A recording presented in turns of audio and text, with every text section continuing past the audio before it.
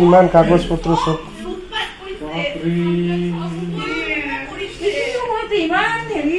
খুলিলে কেনেকে দৰজাটো কেনেকে খুলিলে ওপৰত লৈছে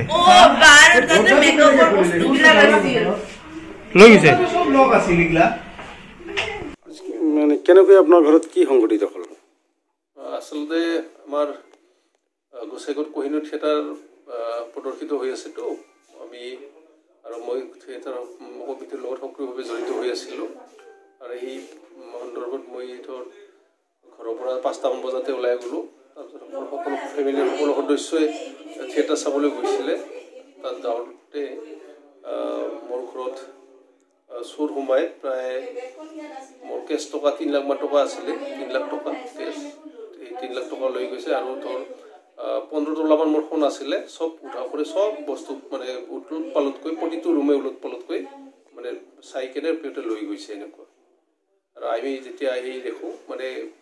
থিয়েটাৰ চাই যেতিয়া ইহঁতে আহি মোৰ ফেমিলি আহে তেতিয়া দেখিলে গোটেইকেইটা ৰুম মানে উলট পালট কৰি থৈ গৈছে সিহঁতে বস্তু লৈ গৈ